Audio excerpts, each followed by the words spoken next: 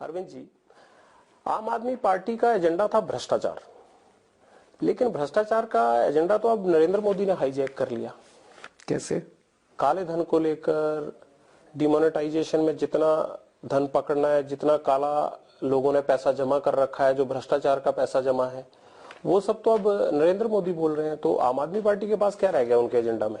तो जैसे 55 दिन हो गए अब नोटबंदी के, इसमें आपके हिसाब से कितना भ्रष्टाचार कम हुआ?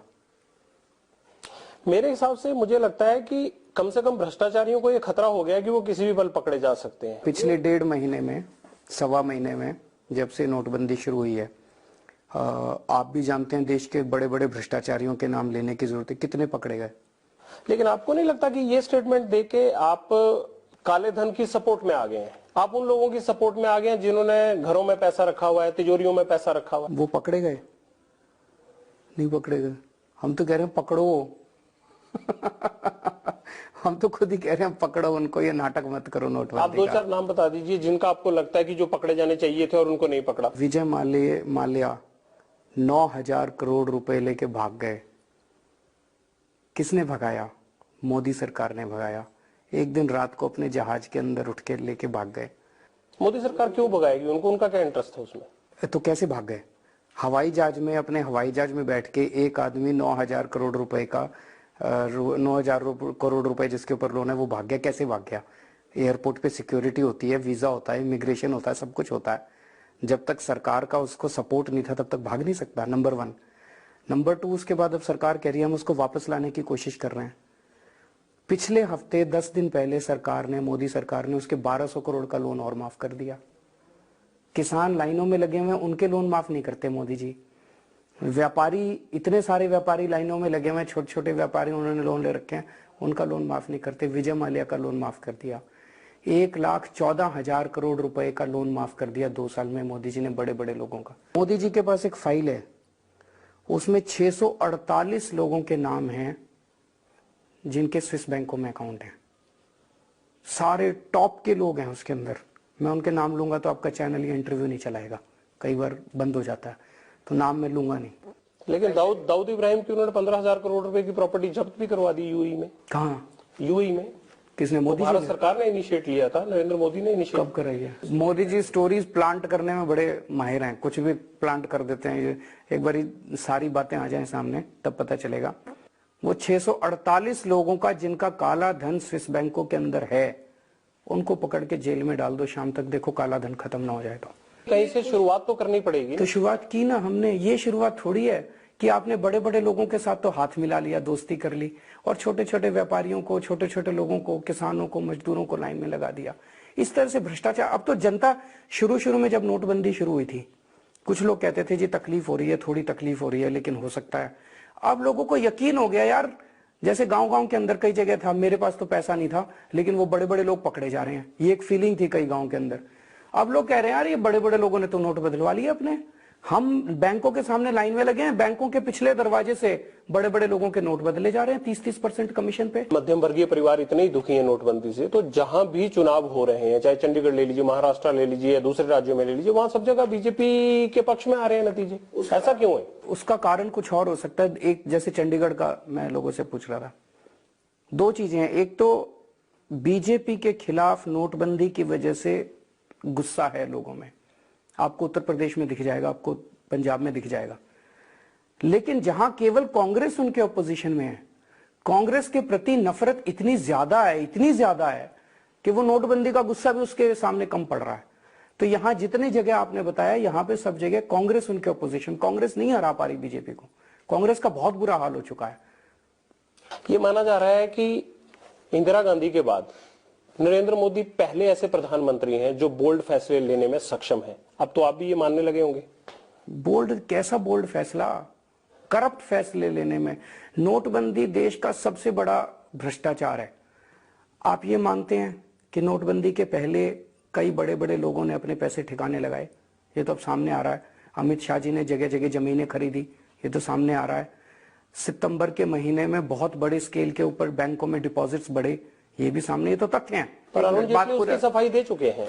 क्या सफाई? वो तो कह रहे हैं कि लोगों को अपने बड़े हुए एरियर्स मिले थे और उन्होंने एक एक डाटा चेक किया है और वो सब पैसा जमा हुआ उसमें और सिर्फ 15 दिन में जमा हुआ। 36,000 करोड़ के एरियर मिले थे, 2 लाख करोड़ रुपए जमा हुए एक्स्ट्रा। आपके पास इस बात के प्रमाण है कि किन लोगों ने वो पैसा जमा करवाया? वो तो बैंक बताएंगे ना, तो इसका मतलब कुछ लोगों ने कराया। मैं तो आपको तथ्य दे रहा हूँ। बैंक तो एम्प्लॉय बता रहे हैं कि एम्प्लॉयज को एरियर मिले। बात तो 36,000 करोड़, ये तो डेटा है, आपके पास भी है, आप भी पत्रकार हैं। 36,000 करोड़ का के एरियर मिले थे, 2 लाख करोड़ रुपए का पैसा जमा हुआ। इन लोगों ने 8 नवंबर के पहले अपना काला धन ठिकाने लगा लिया, बड़े बड़े लोगों का काला धन ठिकाने लगा दिया। नकली नोट, ये कह रहे थे 14 लाख करोड़ रुपए टोटल नोटबंदी हुई है और अलग अलग अब ये बता भी नहीं रहे कि कितना पैसा वापस आ गया, लेकिन अखबारों में खबरें छप रही है 15.5 लाख करोड़ रुपए वापस आ गया। तो लगभग 1.5 लाख करोड़ रुपया एक्स्ट्रा वापस आ गया। ये कौन सा पैसा है? ये नकली नोट है। तो इसका मतलब कई लोग कह रहे हैं सितंबर अक्टूबर के महीने में इन लोगों ने खूब नकली नोट छापे और ये अफरा तफरी का फायदा उठा के सारे नोट बदल लिए। अब जितने 1.5 लाख करोड़ के नकली नोट इकोनॉमी के अंदर थे वो सारे बदल लिए, सारे असली हो गए। तो इतने बड़े बड़े आप बीजेपी पे आरोप लगा रहे हैं कि सारे बीजेपी वाले कर रहे हैं सब कुछ।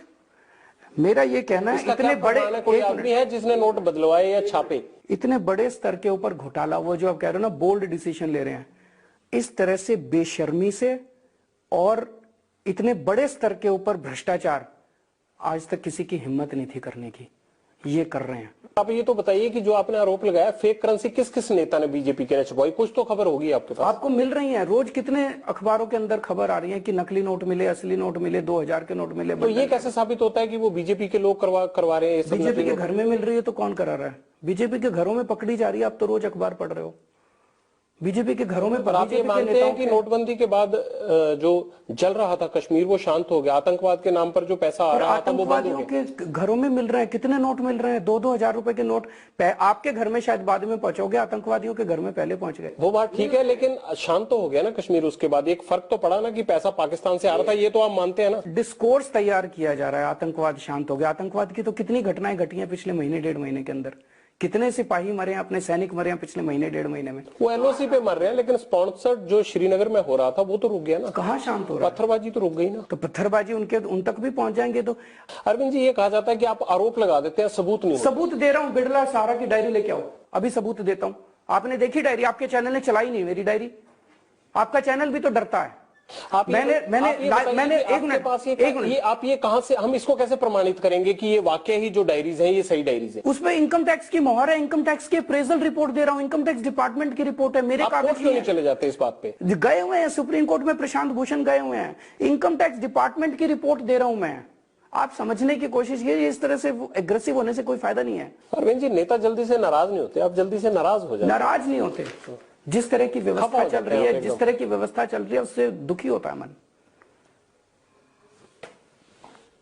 नाराज नहीं होते। नाराज मत हुआ कीजिए। नाराज नहीं होते। चलिए पंजाब पे आ जाते हैं। सिद्धू साहब के नहीं आने का कितना मलाल है आपको? वो उनकी मर्जी है, मलाल क्यों होगा इस देश के अंदर? मेरा अपना ये मानना है, आज मुद्दा पंजाब को बचाने का है। पंजाब बहुत बुरे दौर से गुजर रहा, आप भी जानते हैं। भ्रष्टाचार, नोट, ये नशा, व्यापार और इंडस्ट्री का बुरा हाल हो चुका है। आइडिया यह है कि किस तरह से पंजाब के अंदर नशा खत्म किया जाए, लोगों को नशे से बाहर निकाला जाए, भ्रष्टाचार खत्म किया जाए और बहुत एग्रेसिव तरीके से व्यापार को और इंडस्ट्री को बढ़ाना पड़ेगा।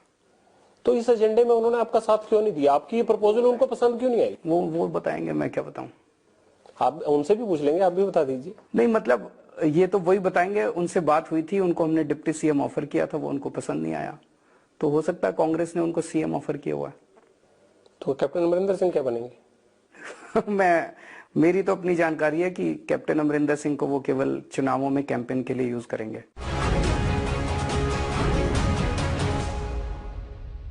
अगर मान लीजिए कि कांग्रेस को लगता है कि सिद्धू जो है सीएम के कैंडिडेट हो सकते हैं आपके मुताबिक, और वो अमरिंदर सिंह को इग्नोर कर सकते हैं, तो आपको क्यों नहीं लगा कि वो आपकी पार्टी में सीएम का चेहरा हो सकते हैं? हमारे लिए, हम सीएम के लिए ये सारी लड़ाई नहीं लड़ रहे कि किसको सीएम बनाना है, किसको सीएम नहीं बनाना। अगर कोई व्यक्ति सीएम बनने के लिए पार्टी के अंदर आ रहा है तो वो बात ठीक नहीं है। ये हमें ठीक नहीं लगती। उन्होंने नहीं कहा कभी, उन्होंने नहीं कहा, मैं यहाँ पे गलत नहीं हुई कि मुझे सीएम बना दो, उन्होंने नहीं कहा। उन्होंने डिप्टी सीएम ऑफर किया, उन्होंने स्वीकार नहीं किया, बस इतना हुआ।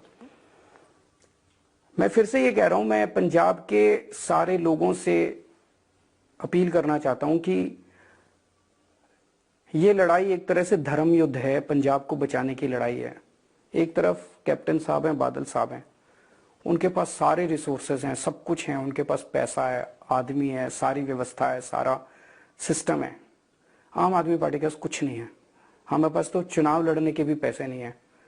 ये चुनाव आपने लड़ना है, पंजाब के लोगों ने लड़ना है। और खासतौर से व्यापारियों और उद्योगपतियों को मैं कहना चाहता हूं कि हमारी गारंटी है, आम आदमी पार्टी की सरकार बनने के बाद कोई इंस्पेक्टर आपकी दहलीज के ऊपर पैर नहीं रखेगा। ये जो रेड राज है, गुंडा टैक्स है, इसको बंद किया जाएगा। ईमानदारी से आपको व्यापार करने के लिए, इंडस्ट्री चलाने के लिए मौका दिया जाएगा। कहते हैं कि सिद्धू साहब को इसलिए भी थोड़ा सा शक था कि अगर मान लीजिए कि आम आदमी पार्टी की सरकार आ भी गई तो उन्हें लगता था कि उसको केंद्र चलने नहीं देगा, इसलिए भी उन्होंने दाव नहीं खेला। तो उनको लगता है कि कांग्रेस की सरकार को केंद्र चलने देगा, ऐसा ही माना जा रहा है। ये तो सिद्धू साहब का आंकलन तो वही होगा। मतलब बीजेपी और कांग्रेस में सेटिंग है। ये तो आप बताइए, आप चुनाव में हैं, आप बताइए। अगर सिद्धू साहब आपके साथ नहीं आते हैं तो ये तो दर्शक सुन रहे हैं, आप जो कह रहे हो कि बीजेपी और कांग्रेस में सेटिंग है। जाहिर सी बात है, अकाली दल क्यों चाहेगा? आप तो वायदे करते हैं और आप रैलियों में बोलते हैं कि हम इनके इतने मिनिस्टरों को अंदर दे देंगे, तो जाहिर सी बात है अकाली दल भी चाहता होगा ना कि अगर हम ना आए तो कांग्रेस आ जाए। ये सही बात बोल रहे हैं आप, यही फर्क। मैं तो सही बोल रहा हूँ, आप क्या बोल रहे हैं? आप सही बोल रहे हैं। दोनों में सेटिंग है, सारे देख रहे हैं कि दोनों में फ्रेंडली मैच जो है। तो फ्रेंडली मैच में आप अपने बैट्समैन कब उतार रहे हैं, ताकि मतलब कैसे उतारेंगे? आपकी साइड होता कि आप क्या कर रहे हैं इसको? ये तो देख रहे हैं, कह रहे हैं, ये बात ठीक है। इस बार पंजाब के लोग नशे के खिलाफ वोट कर रहे हैं और पंजाब के लोग ये देख रहे हैं कि किस तरह से जो नशा बेचने वाले लोग हैं, उनके आदमी अकाली दल में भी हैं, उनके आदमी कांग्रेस में भी हैं। अभी कांग्रेस ने फिल्लौर साहब को टिकट दी, वो लिया है पार्टी में। फिलौर वही है मंत्री अकाली दल के जिनको नशे की वजह से इस्तीफा देना पड़ा था। वहां नशे की वजह से इस्तीफा देना पड़ा, अब कैप्टन साहब ने उनको अपने पार्टी में ले लिया। कैप्टन साहब कैसे नशा दूर करेंगे? तो इसका मतलब ये मान सकते हैं कि अगर विक्रम मजीठिया अकाली दल में है और उनको नई पार्टी ने हटाया तो फिर वो, इसका मतलब नशे का काम नहीं करते हैं? आपके आरोप गलत है? नहीं, नशे का काम दोनों कर रहे हैं। मैं ये कह रहा हूँ दोनों की साझी भागीदारी है। इनके लोग जो है, बुलारिया राइट हैंड मैन था इनका, मजीठिया साहब का, उनको अब कैप्टन साहब ने अपनी टीम में ले लिया। तो जो नशे का इंटरनेशनल माफिया है, उसने अभी तक अकालियों के अंदर भी छोड़ रखे हैं अपने आदमी और अब कांग्रेस के अंदर भी प्लांट कर दिए अपने आदमी। ना कांग्रेस नशे से मुक्ति दिला सकती पंजाब को, ना अकाली दल दिला सकता। केवल आम आदमी पार्टी है जिसके अंदर हिम्मत है, ताकत है, ईमानदारी है नशे से मुक्ति दिलाने की, भ्रष्टाचार से मुक्ति दिलाने की। ये आरोप है, सबूत क्या है? सबूत फिलौर और बल्लारिया दोनों के नाम बता रहा हूं ना। लेकिन अगर मान लीजिए कि एजेंसियों के जो रिकॉर्ड आप पेश करते हैं अगर वो सही है तो एजेंसियों को उनको गिरफ्तार करना चाहिए था और या कोर्ट को उसका कॉग्निजेंस लेना चाहिए था। सब कुछ तो कोर्ट में है। एजेंसियों को काम कहां करने देते हैं? लेकिन उन अफसरों ने काम क्यों नहीं किया?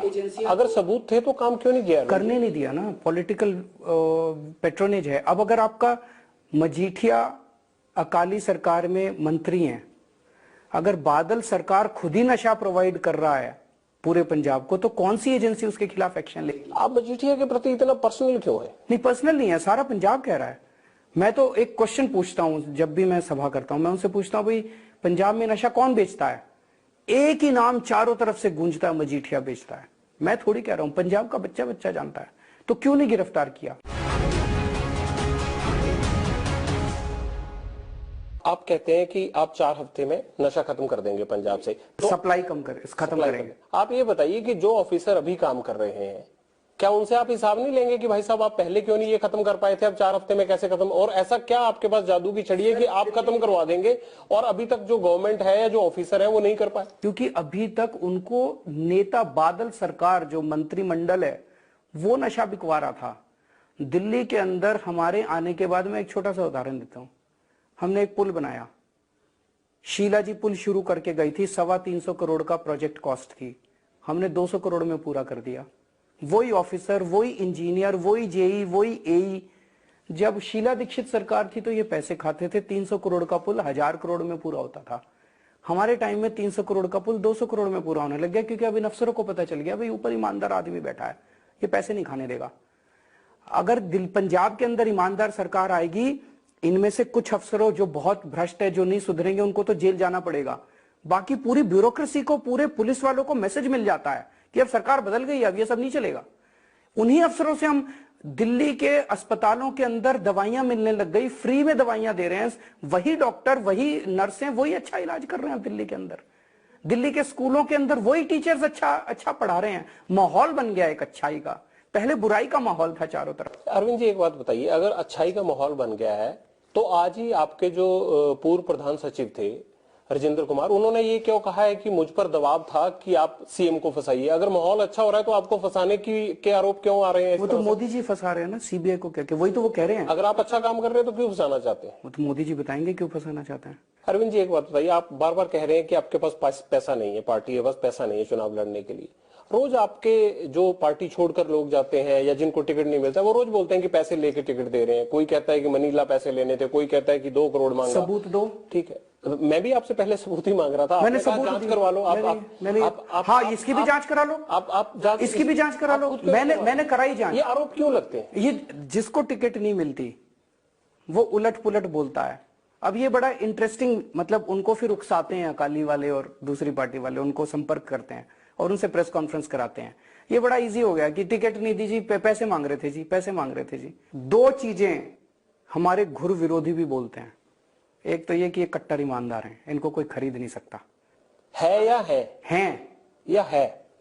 कट्टर ईमानदार हैं टॉप लीडरशिप जो है। और नीचे अगर हमारी पार्टी के अंदर, पार्टी में बहुत, पार्टी बड़ी होती जा रही है, बहुत लोग आ रहे हैं, उसमें कुछ गलत लोग भी आ सकते हैं। अगर कहीं गलती मिली छोड़ेंगे नहीं किसी को, नंबर 1।